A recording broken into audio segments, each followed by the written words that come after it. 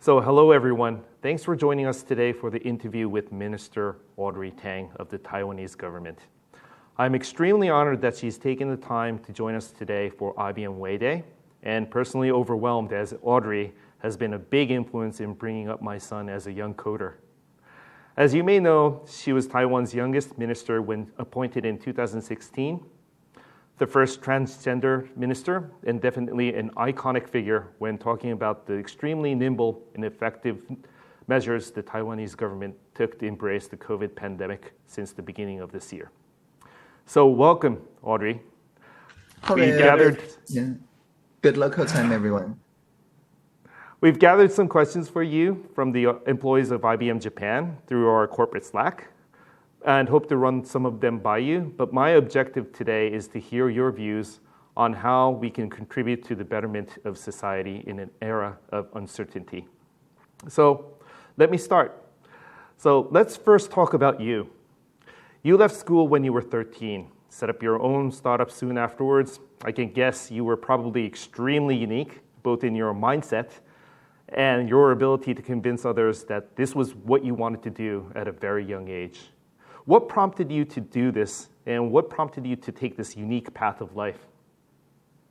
Yeah, when I was 14 years old, not 13, in middle school, I convinced the head of my school to allow me to work anywhere, really, to continue my education on the then very new thing called the World Wide Web. And I showed her the printouts of the email exchange that I had with researchers on the ARXIV, the archive network, which is still online, right? And maintained by Cornell University. And so I think what makes sense to her was that to her, what's important is to make contributions to the society and to the academic community. And once I showed her that I'm already making such contributions, I just want to skip this whole diploma thing. She is completely okay with it and said that she will cover for me, meaning that she will fake the records. And so that really imbued in me this essence of optimism of the innovation capability of public service. And that strange condition has been with me ever since then. So you've basically convinced your teacher at the age of 14, but how much preparation went into it? How many years did it take for you to be confident enough to talk to your teacher about where you wanted to go and what you wanted to do? Yeah, I think it took a couple of years. Certainly, I didn't have that print out when I was the first year in a junior high. When I did a science fair project that year, the algorithmic compression, actually, it's actually was the IBM patent. But anyway, the compression method that I did the research on, I do it mostly by my own research, and I didn't exchange any letters with researchers. And when I'm on my second year in middle school, my science fair project was natural language processing and reasoning, inference logic. And for that, because it's a very cutting edge research domain, there's a scarcity of printed books available. And most of the research is taking place online for natural language processing. So I had no choice but to, learn English and then write to the researchers for my science fair project. So really, I think without the Wide Web community, it would be impossible for me to formulate a case that there is actually something like a institution, except of course free of admission fee. All you have to bring is an email address. Interesting. So who was your inspiration? Was it an inspiration from within your family? Was it colleagues? Was it friends? So what stimulated to get on that path in the first place? Mm-hmm. Yeah, I think my main inspiration at that time is definitely just the people, random people that I met online. I was fascinated by this research question. Why do people trust each other so easily online? And form social movements such as the Blue Ribbon movement, where people exchange links on their home pages, or the webmasters exchange those links to support for the freedom of speech and so on online, which would lead directly to, Section 230 currently being debated very hotly in the US, and all this community that's sprung up from the web. it's really counterintuitive if you think about it, because we've never met each other, yet we treat each other as families. And so that's very interesting, a phenomena, and there's really no good explanation. And when I want to understand why this works, the only way for me to work is a interdisciplinary approach, and the participatory approach means that I have to code up such spaces myself. For example, I participated in the first C2C, what we call Coolbit, a eBay-like auction website, the first one in Taiwan. And so through this kind of work of interaction design, I was then able to witness firsthand what's the pro-social part in social networks and the anti-social part too. Fascinating. What was your first PC? Yeah, my first personal computer was a piece of A4 paper, and I drew using a pen, the QWERTY keyboard, and I would wake up and use a pencil. I would press CLS, enter, and write with my pencil CLS, and take an eraser and erase everything that I wrote the previous day. So that's how I learned programming, with just a introduction book, I think Apple II Basic or something, but with no personal computer. Later on, of course, I would actually encounter an actual Apple personal computer, as well as, of course, IBM PC clones. Fascinating. So I guess that's basically the modern day tablet as we see it now, with the pen and touch screen. That's right. And I don't like touch screens. I never liked touch screens. All my primary computing devices either were through keyboard or through a stylus. So that's Palm Pilot, Sharpsaurus. Nowadays, I use a Galaxy Note, and also Apple Pencil, of course. And all this, I think, began when I started drawing my own keyboard, so to speak. You were a bit ahead of your time, I guess. Definitely. Yes. Okay. All right, so fast forward. So you've become the digital minister for about 4 years. So what prompted you to apply for this position, and what has changed, or what have you changed since you've been appointed to this position? I didn't apply for the position. We invited ourselves in when we occupied the parliament for 3 weeks in 2014 in the Occupy movement called the Sunflower Movement. At the time, the parliament was having a conversation about the Cross-Strait Service and Trade Agreement, or CSSTA, and the parliamentarians were refusing to deliberate substantially because of their interesting constitutional interpretation. Well, the idea is that when they don't do the substantial deliberation, people took their seat to did whatever we voted them to do in their workplace, I guess. And so people occupied the parliament to deliberate on the CSSTA, and more than 20 NGOs, each deliberating on one particular aspect. For example, about whether we need to allow components from the PRC into the then new 4G infrastructure. Again, a conversation people are having now worldwide. But anyway, we had that conversation back then with 500,000 people on the street and many more online. And through listening skill, through the kind of technologies that I just alluded to, through social interaction design, we managed to get a very firm set of rough consensus on the street, which was then ratified by the head of the parliament, and then also the cabinet later on. And so that gave us a sense of demonstration, not as a protest, but as a demo. It showed people it is actually possible for everyday population in the citizenry to have a real conversation about a very large issue, such as a trade agreement. And so at the end of that year, all the mayor candidates that supported open government won, sometimes surprisingly to them. And all the mayor candidates that didn't support, well, didn't get elected. And so the reverse mentorship system was instated, where the cabinet at the time recruited people younger than 35 years old. I was 33 at that year, as reverse mentors to members of the cabinet, essentially as interns, but also showing the new direction of what crowdsourcing, what open data, what open government can bring to the cabinet members. So I worked with Jacqueline Tsai, a minister at the time. And so after Dr. Tsai Ing-wen became the president, I got, I guess, promoted from an intern into a full-time minister. And ever since then, I think the main change in the cabinet is what nowadays we call digital transformation.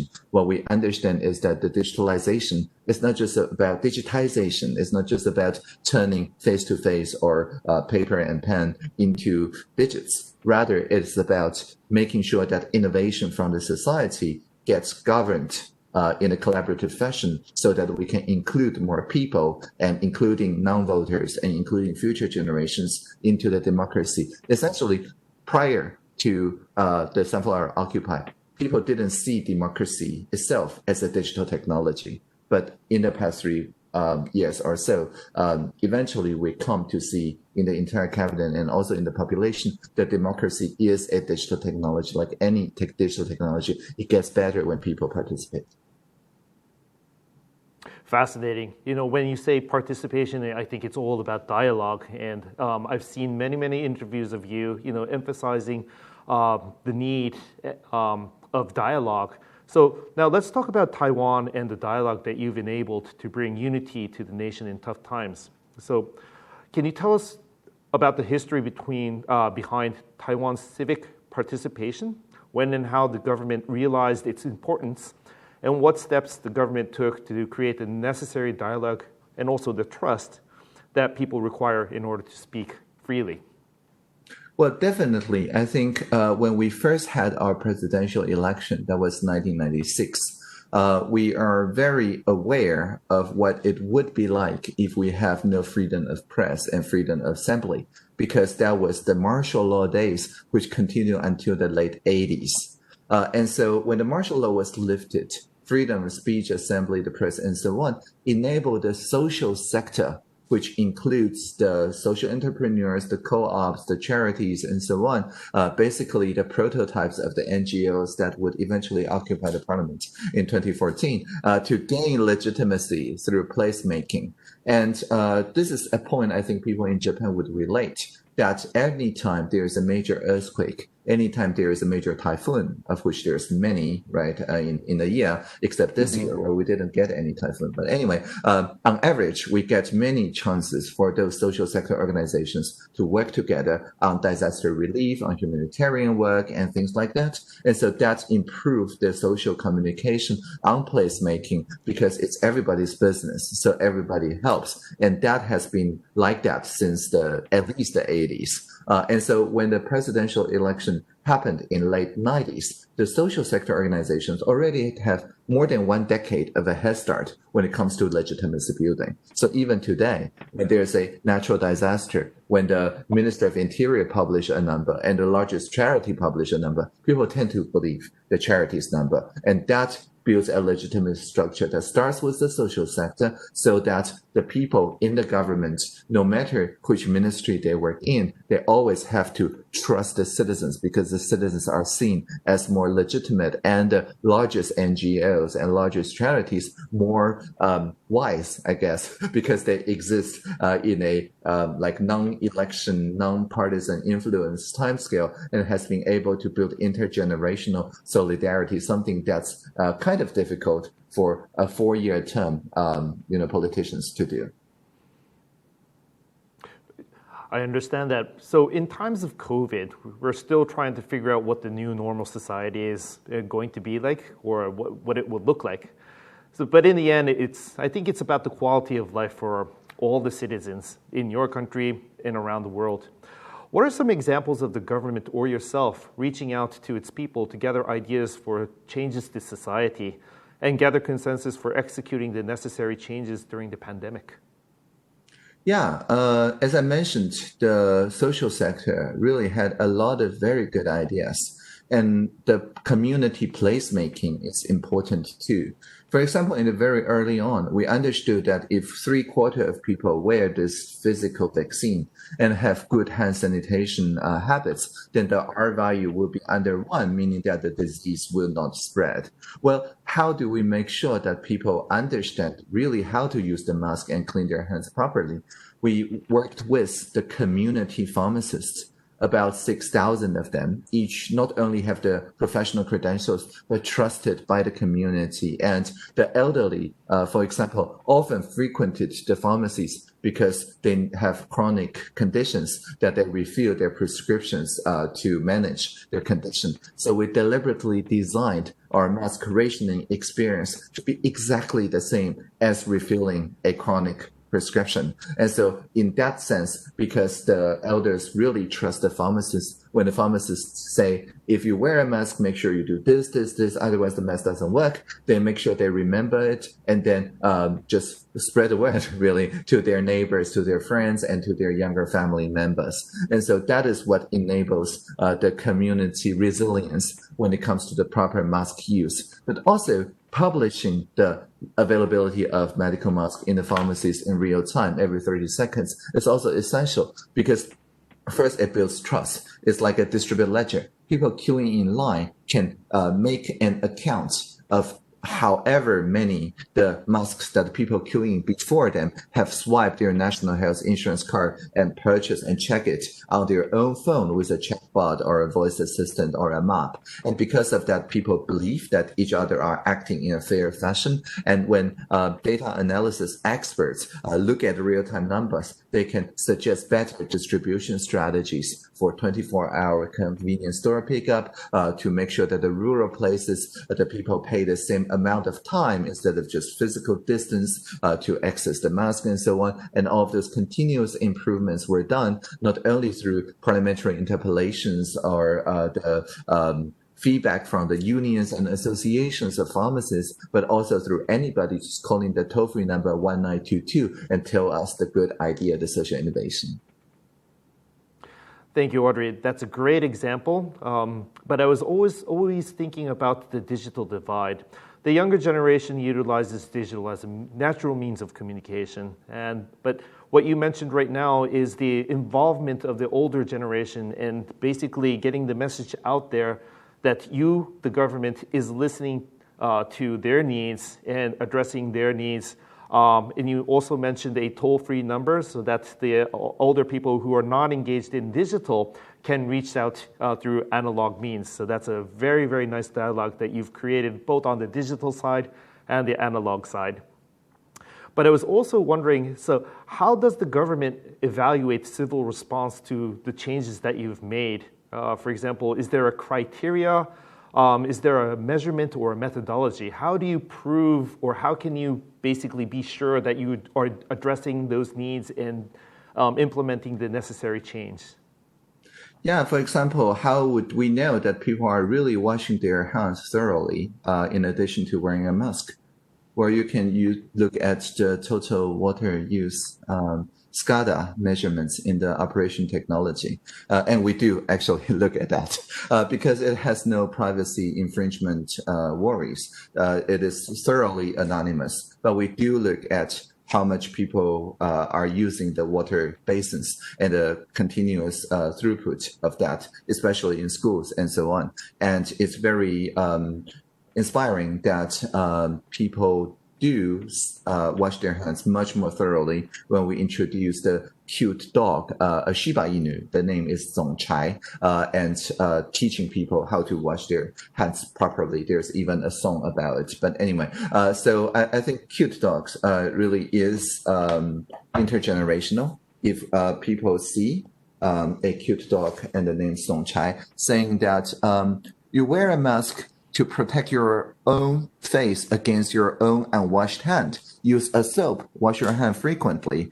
This has a very high R value online. The younger people is happy sharing this to the older people. The elderly people, when receive this, is happy to share the poster around. It has no digital gap because a cute dog, well, nobody could be against a cute dog. And this is what we call humor over rumor.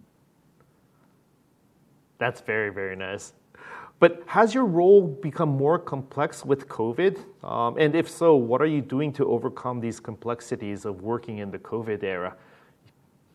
I think the COVID has shown that our procurement strategy we instituted 4 years ago, which is called AAPI first procurement strategy, has paid real dividends. Previously, in Taiwan, we have a long tradition of universal access and accessibility. If a system integrator build a website or a service and say this is only for people with sight. But if people who work with blind people, people with blindness and so on, cannot access this website, if they say, oh, you have to pay me 10 times more, 2 times more for the procurement to work, actually they could get disqualified for being unprofessional and discriminate against people with blindness. And we piggybacked on that clause 4 years ago, saying that if you build only a website useful for human beings, but if you cannot talk in open API, that's machine-to-machine interface as standardized by the Linux Foundation, and we used Open API version 3 at the time, still at beta, but we say this is going to be our national standard. If any system integrator say, oh, I can only work with human users but not robots, well, they could be also disqualified for discriminating against robots. Well, we don't quite say that, but the effect is that. And so because of that, all the procure systems after that are done in a way that already have a API first description so that the modularity of the systems can be ensured. So when we, for example, needed a mask rationing system to work online on the mobile phone, we just plugged the API from the National Health Insurance app into the API of the tax filing software for personal income taxes.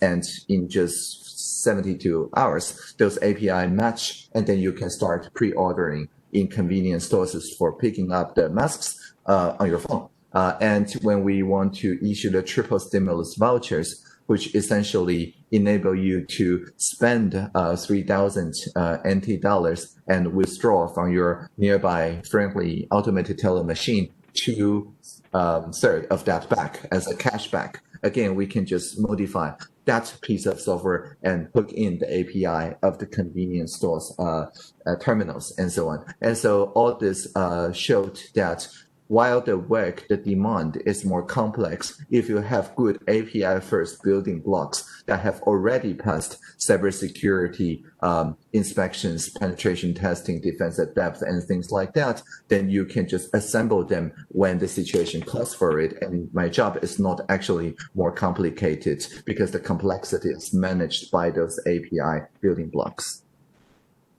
So basically, it's an upgradable, agile platform that you've instilled into the Taiwan society so that people could rely and also the government can respond very, very timely and people of your nation can rest assured that everything's being taken care of. It's fascinating.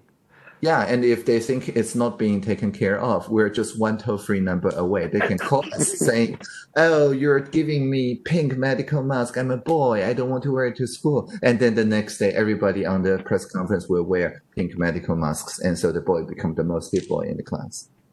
That was a fascinating example. And I think later on we'll talk about diversity, but it's also about inclusion. Having everybody feeling that they are involved and not being left out. And I think that's very, very important for a society. So now let's move on to corporate enterprises and what they could do in times like these. So Taiwan is known for its high-tech and innovative enterprises, of course.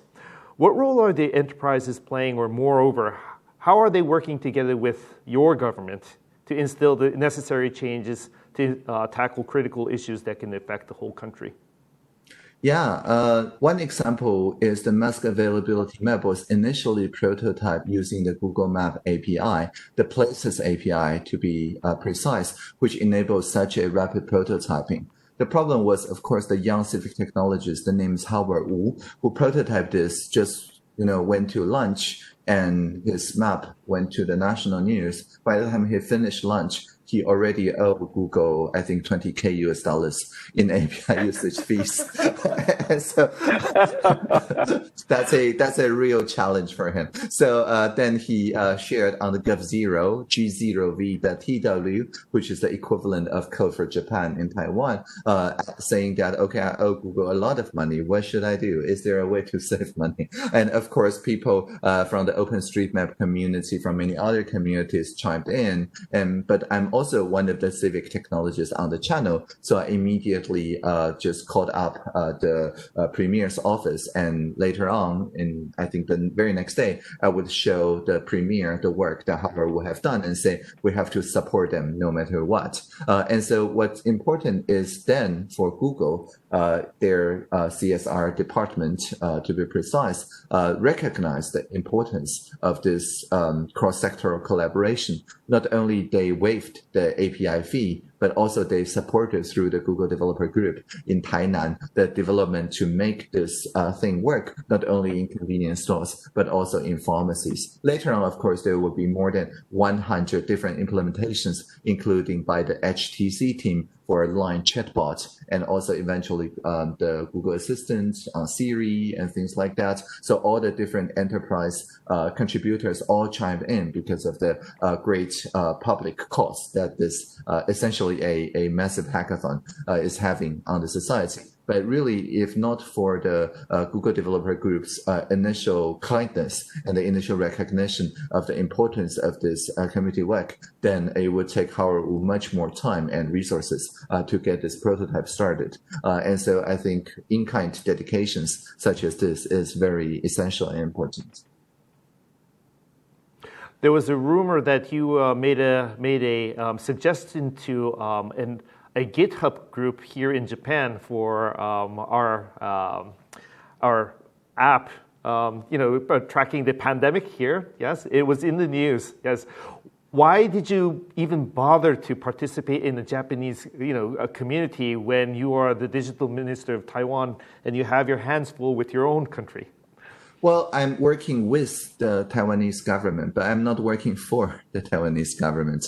I'm working with the people and not for the people. I see myself more like a ambassador from the internet community, which is a worldwide community, even extraterrestrial. I hear that they're building 4G telecom towers on Moon now. But anyway, a truly interplanetary community that makes this digital infrastructure together is made in the world. And then independent countries, of course, may choose the terms upon which to negotiate with the internet community. But my allegiance is first and foremost to the Internet Open Innovation community. And so when GovZero worked with Code for Japan on the Mandarin translation for the Stop COVID-19 Tokyo Metropolitan Dashboard, actually, I'm just one of the many translators, and I'm mostly working in a proofreading fashion because, as you mentioned, I don't have so much time to work on this. But when I noticed that the people who worked on the dashboard did a bulk import of the spreadsheet of the translations, they forgot the first row. The first row is the name of the languages.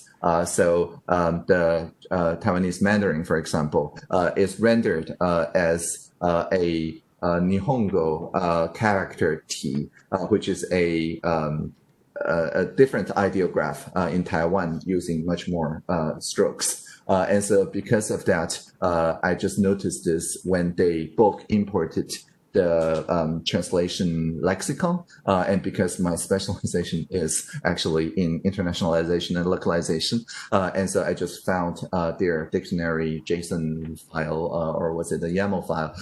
Anyway, it doesn't matter, and then change the data structure so that that particular character is reflected. But it's just a one character change, and most of the work were done by the GovZero people, which I, again, consider my primary community. Can you talk to us a little bit more about GovZero? Yeah, sure. So GovZero, which started in 2012, is this brilliant domain hack. All the government websites in Taiwan ends with something .gov.tw. So the GovZero people register something .g0v.tw. So for each and every government digital service that you don't like, instead of just shouting and protesting about it, well, you can fork it. And so the call to action of GovZero is to fork the government. Important pronunciation, fork the government. And so for all the digital services, for example, the National Participation Portal is join.gov.tw. If you change an O to a 0, then you get into the shadow government, which is always more fun. and open source and relinquishing most of the copyright. So when the government think, hey, it's a good idea to visualize the budget or to visualize the regulatory pre-announcements and so on, when it's prototyped by GovZero, at any given time, the government can say, okay, it's a good idea. Let's merge the fork and just take it and become the mainstream government services, which is exactly what Corporate Japan did for the Tokyo metropolitan government, because they just built a website on GitHub, and all they ask is an official domain name, which eventually they got from the Tokyo metropolitan government. Fascinating. Okay. So now our newly appointed Prime Minister, Suga, he's pushing to establish a government agency to lead the efforts of digitalizing society. Finally, Japan is in need of the digital transformation on all levels, starting with digitalizing or digitally empowering its people, its communities, and the nation infrastructure. You've been, spearheading a lot of digital initiatives in Taiwan, and you are far ahead. What steps would you recommend, or focus in general, the soon-to-be established digital ministry take to enable, change in the society? I know it's an extremely broad question, but I'd love to hear your views. Certainly. So when I first became the digital minister, there were no digital ministers in Taiwan before, right? So I kind of have to write my own job description. So always start with a good job description because you only have one chance in writing that. And in the job description, the most important thing is to make sure that people understand that digitalization is about connecting people to people. IT or ICT, information and communication technology, is connecting machine to machines. But that's just a means. The goal is to connect people to people, which is digital. So to make sure that people understand the difference between IT and digitalization, my job description is literally a poem, which goes like this. When we see the Internet of Things, let's make it the Internet of Beings.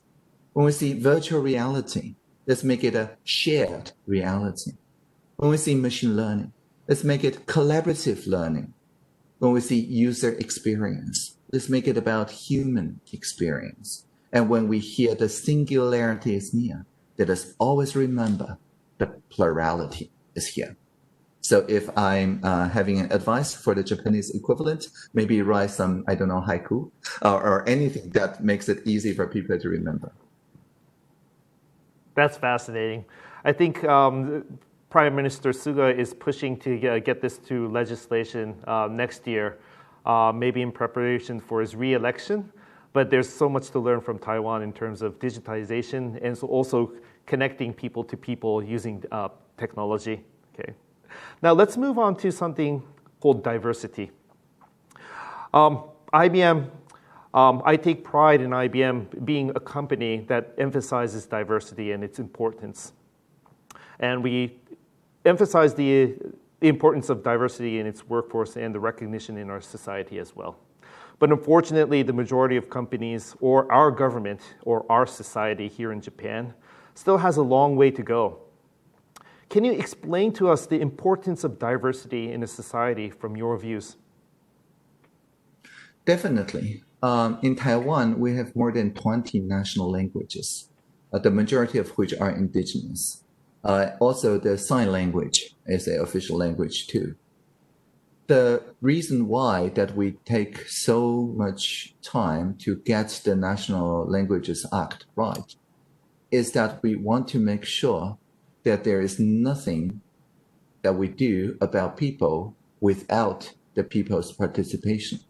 So diversity is what you see on the surface, but the value is really about inclusion, about making sure that even people who are previously unaccustomed of having a conversation in Mandarin or understand the mathematical logic behind the everyday algorithms and so on, can all using whatever tradition they have. Maybe it's an oral tradition about the spirit of the mountains and the rivers. And they can use these metaphors, which is great for sustainability, actually, to make their own arguments and to make sure that in their city councils, in the legislation and so on, there's sufficient number of assistive intelligence around that will resonate their ideas with everybody else. And so when we have a transcultural view on any emergent phenomena, it's far easier than to settle on universal common values that are fundamentally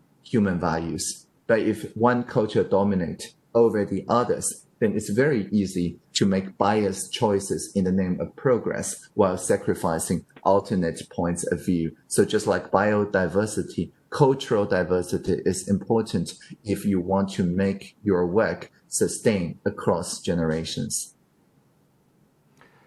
Do you think Taiwan is diverse enough, or do you think Taiwan is in need of more diversity? A lot of people think that for the new immigrants in Taiwan, we need to be even more friendly, and I totally concur. There's also people who argue that the younger generation are getting more and more comfortable with English. So even though English is at the moment not a national language in the National Languages Act, maybe 10 years down the road, we can make English a working language too. And so we can always use more diversity. And while, of course, we're the first country in Asia to legalize marriage equality, it's not all about marriage only, right? There's also the right of intersex, of transgender people, and things like that, of which, of course, we're continuing the way. Mm-hmm. Okay, thank you so much on that. All right, my last question would be about our next generation, our children, the younger generation who will be empowering change in our society 10, 15, 20 years from now. What is your expectation towards the younger generation? What is the education or the values they need to instill in themselves to bring the necessary changes far in the future from now? No, it's the values that they need to instill in us, because it's always the younger generation showing the direction of the future. And the older generation, I'm older than 35 now, I no longer qualify as a reverse mentor. So I have my own reverse mentor, younger than 35 now, showing me the direction of the future. And I think what's important is that even for people below 18 years old, below the age of consent or voting age, actually these are the people that care the most about the future, because they will be at the receiving end of climate change and other systemic issues. And so they tend to have the most ability and motivation to mobilize. And that can be seen in our national participation platform, the Join platform. The most active group is people around 15 years old.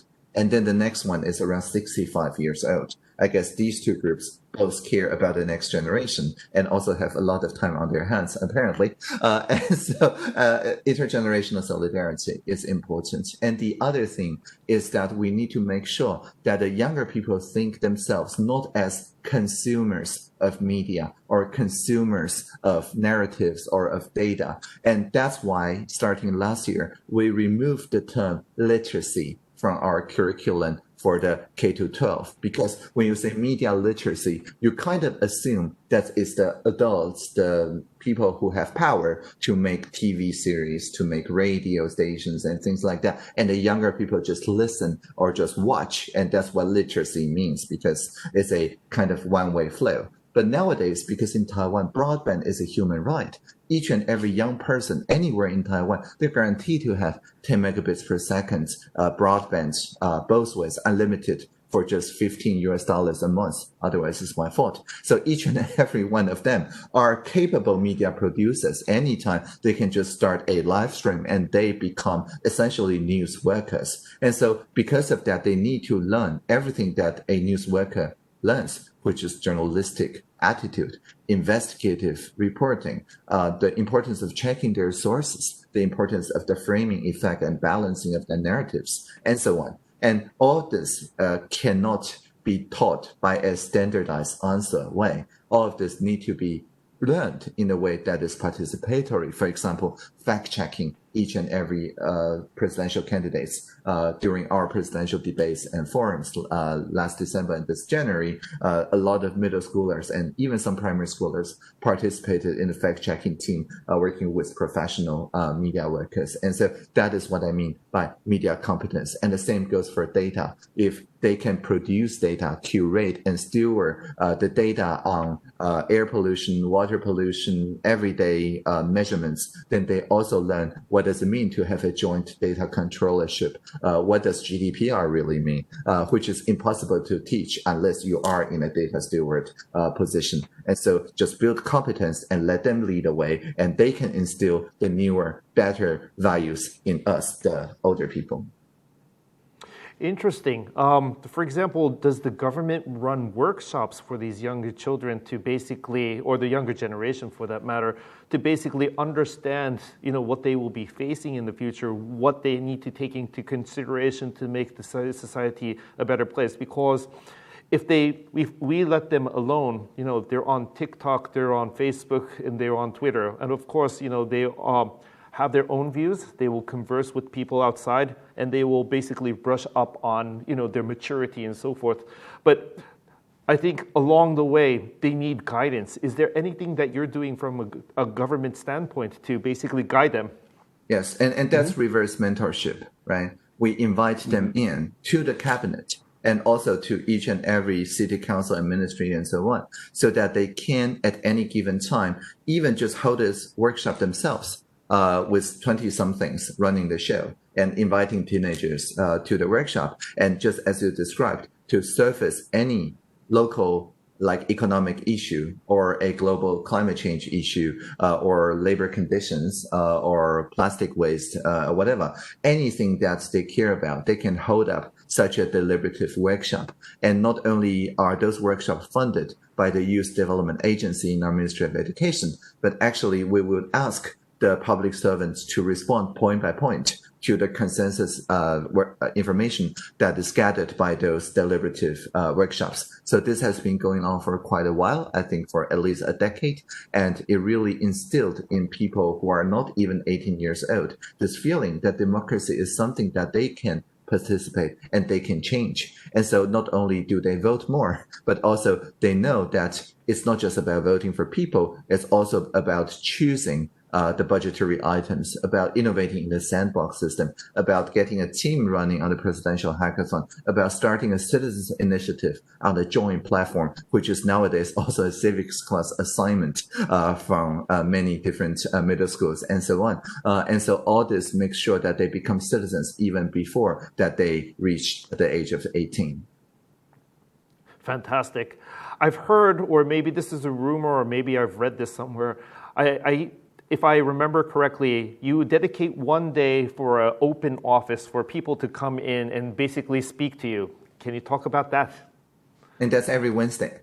Every Wednesday, I'm in the Social Innovation Lab, making sure that anyone can walk into the park. Is essentially a park because we took down all the walls and just, talk for 40 minutes at a time. But the only thing that I ask is that it's radically transparent, meaning that it will always be on the record as either a transcript or a video. And so, or radio. Yes, I saw that. Radio. Yeah, so this is the Social Innovation Lab, and people do come in. And because, as you have seen, this is very creative architecture, public art made by people with Down syndrome. So people who come in automatically become more creative and get inspired. For example, the mayor of Prague City, when he first visited, his cabinet just climbed on the structure. It's not designed for climbing, by the way. And because they're so inspired, they just do that. And fortunately, it's very sturdy material.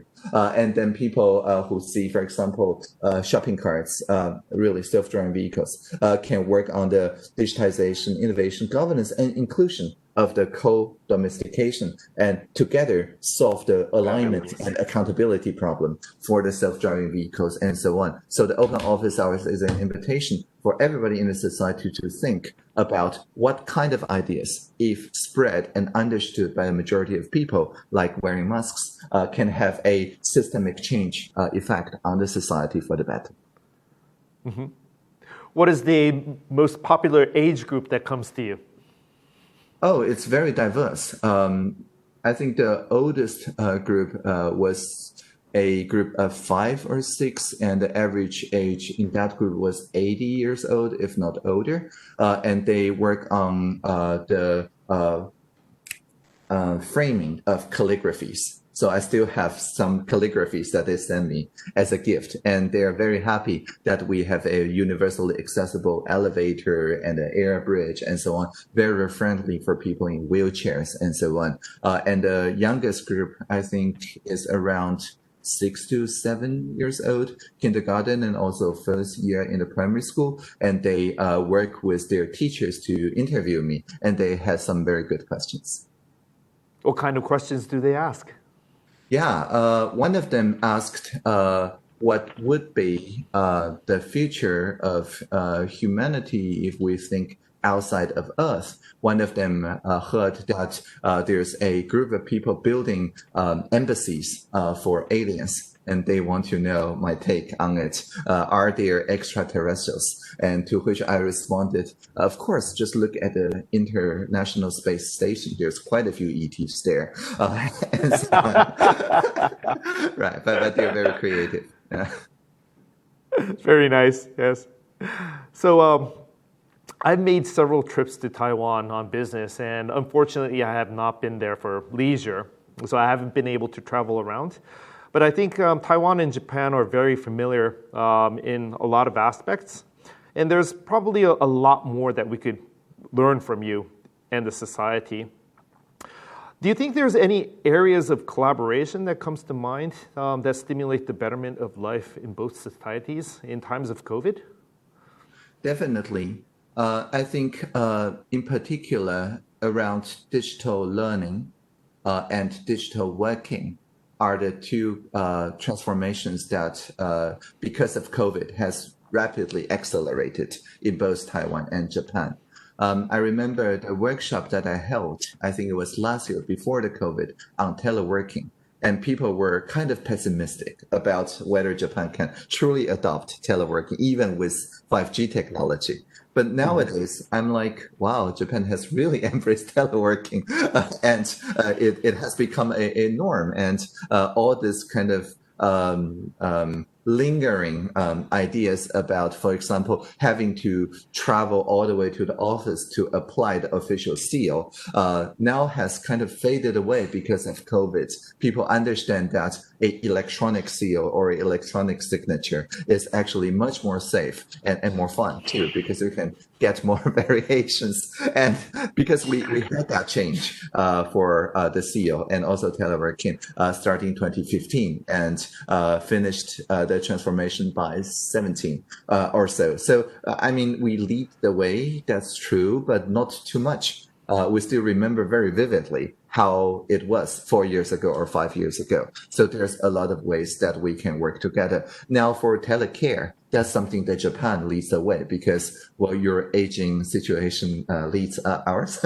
And so to enable people who are very senior to still contribute meaningfully to the society through assistive technology, that is something that Taiwan can definitely learn from Japan. But for these two things, to work across distance, but also still feeling very close, and to learn with each other, including for lifelong learning for the very elderly to teach, but also learn from the younger people. This, I think, are shared values by both societies. And both society agree that it's ultimately the society that's more advanced, society 5.0, need to lead Industry 4.0, and that is also something that we can collaboratively share with the world, because nowadays the world is caught in a kind of dilemma between surveillance capitalism on one side and authoritarian intelligence on the other. And the people-powered way, the collective intelligence way, the society 5.0 way, I think is not just a middle ground.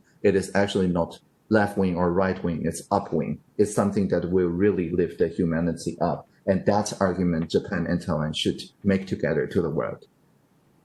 I'm very, very much looking forward to that happening very, very soon on a more collaborative level.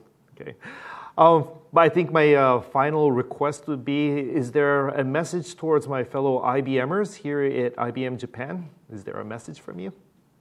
Sure. I always quote my favorite poem from Leonard Cohen, and I will quote it again. And it goes like this. Ring the bells that still can ring. Forget your perfect offering.